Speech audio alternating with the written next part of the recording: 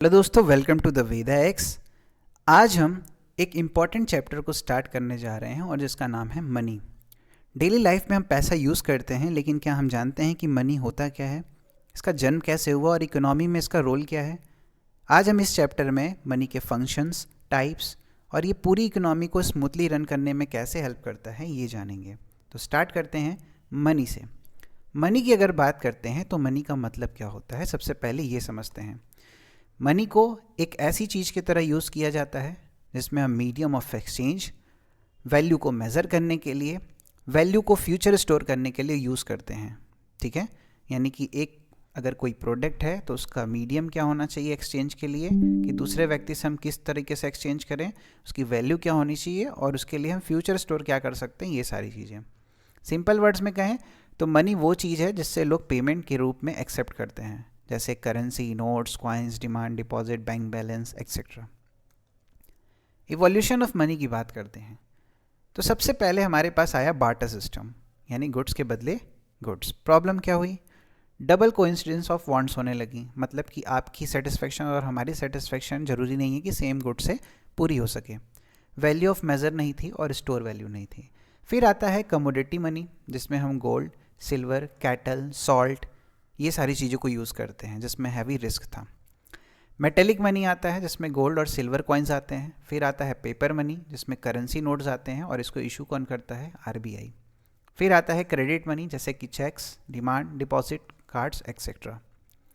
Next बात करते हैं मनी के फंक्शन की, जिसमें सबसे पहला फंक्शन यानी प्राइमरी फंक्शन होता है मीडियम ऑफ एक्सचेंज, यानी कि बाइंग एंड सेलिंग के लिए ईजी हो जाता है, हम किसी भी चीज़ को बाय करने के बदले मनी देते हैं।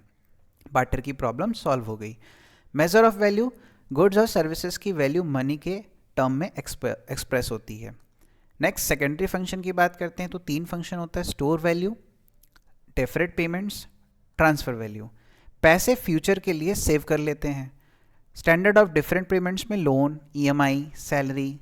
ट्रांसफ़र ऑफ वैल्यू में एक जगह से दूसरी जगह वैल्यू को ट्रांसफ़र कर सकते हैं। नेक्स्ट बात करते हैं कॉन्टीजेंट फंक्शन की, basis of credit, distribution of national income, maximization of utility and profit. इन सभी चीज़ों के लिए हम एज अ मनी यूज़ करते हैं। नेक्स्ट बात करते हैं मनी के सेकेंडरी फंक्शन की, जो कि स्टोर ऑफ वैल्यू। नेक्स्ट बात करते हैं टाइप्स ऑफ मनी की। तो टाइप्स ऑफ मनी में सबसे पहला आता है legal tender money. Very important, types of money important है, याद रखना। लीगल टेंडर मनी, लॉ के अकॉर्डिंग एक्सेप्ट करना कंपलसरी, एग्जाम्पल नोट्स और coins. Fiat money, value government order से चलती है, कोई भी इंट्रिंसिक वैल्यू नहीं होती है। फिड्यूसरी मनी, ट्रस्ट पर बेस्ड होती है, जैसे कि cheque, demand deposit etcetera. Next बात करते हैं मनी सप्लाई की, वेरी इंपॉर्टेंट। इकोनॉमी में किसी पर्टिकुलर टाइम पर available total money money supply कहलाता है। Measure of money supply RBI के अकॉर्डिंग M1, M2, M3 से करते हैं, जिसमें M1 नैरो मनी कहलाता है। इसमें currency with public, demand deposit और अदर डिपॉजिट विद आरबीआई। ठीक है, currency public, demand deposit with bank, other deposit with RBI. सबसे लिक्विड फॉर्म होता है M1, याद रखना कि M1 जो होता है वो सबसे लिक्विड होता है। फिर M2 की बात करते हैं तो M2 में M1 ऐड हो जाएगा और plus saving deposit post office के थ्रू जो होती है वो हो जाएगा। फिर M3 आता है जिसको कि हम ब्रॉड मनी कहते हैं, बहुत इंपॉर्टेंट है, जिसमें M1 तो रहता ही है लेकिन इसके साथ साथ टाइम डिपॉजिट बैंक के साथ हो जाता है। इंडिया में ऑफिशियली मनी सप्लाई M3 से मेज़र किया जाता है। M4 की बात करते हैं, M4 में M3 आता है और सारे डिपॉजिट पोस्ट ऑफिस के थ्रू आते हैं, तो ये याद रखना कि बहुत इंपॉर्टेंट टॉपिक है। ठीक है, नेक्स्ट बात करते हैं डिमांड फॉर मनी, यानी money demand. Demand for money का मतलब है कि लोग पैसा क्यों रखते हैं। Motives of demand for money Keynes के अकॉर्डिंग क्या थी, तो ट्रांजैक्शन मोटिव, डेली एक्सपेंस के लिए, जैसे इनकम बढ़ा ट्रांजैक्शन डिमांड बढ़ गया। प्रिकॉशनरी मोटिव के लिए, इमरजेंसी के लिए, इनकम बढ़ा प्रिकॉशनरी डिमांड बढ़ गया। स्पेक्यूलेटिव मोटिव के लिए, बॉन्ड में इन्वेस्ट या मनी होल्ड करना, जैसे इंटरेस्ट रेट घटा स्पेक्यूलेटिव डिमांड बढ़ गया, इंटरेस्ट रेट बढ़ा स्पेक्यूलेटिव डिमांड घट गया। तो ये सारी चीज़ें होती हैं। जैसे आप कोई लोन लेने चाहते हैं, अगर उस पर इंटरेस्ट बढ़ जाए तो आप उस पर खर्च ज़्यादा नहीं करेंगे, तो वही डिमांड की वो बात कर रहा है। फिर बात करते हैं लिक्विडिटी ट्रैप की। तो जब इंटरेस्ट रेट बहुत लो हो, लोग फ्यूचर में रेट बदलने का एक्सपेक्टेशन रखें, लोग बॉन्ड्स नहीं खरीदते हैं। इस सिचुएशन में मॉनेटरी पॉलिसी इनफेक्टिव हो जाती है। ठीक है, याद रखना, बहुत इंपॉर्टेंट है कि रेट लो था तो लोग अपने डिमांड को कम कर दिए उसके वजह से, जिसके वजह से मॉनेटरी पॉलिसी इनफेक्टिव हो जाती है। फिर बात करते हैं कमर्शियल बैंक की। इसका फंक्शन क्या है? कमर्शियल बैंक वो बैंक होते हैं जहाँ पे हम डेली बेसिस पे विथड्रॉ और सेविंग कर सकते हैं। इसका पहला फंक्शन है एक्सेप्टिंग डिपॉजिट, जैसे demand deposit, time deposit, advancing loan जैसे cash credit, overdraft, loans. Overdraft को याद रखना कि करेंट अकाउंट में मिलता है, जिसमें हम एग्जिस्टिंग अमाउंट से ज़्यादा अमाउंट निकाल सकते हैं। नेक्स्ट बात करते हैं credit creation by bank. Formula क्या होता है? Total credit equal to initial deposit into 1/LRR। ठीक है, LRR equal to CRR plus SLR, ये फॉर्मूला होता है। प्रोसेस क्या है? बैंक डिपॉजिट एक्सेप्ट करता है, कुछ रिजर्व रखता है, बाकी लोन दे देता है, लोन डिपॉजिट रीडिपॉजिट होता है, साइकिल कंटिन्यू चलता है।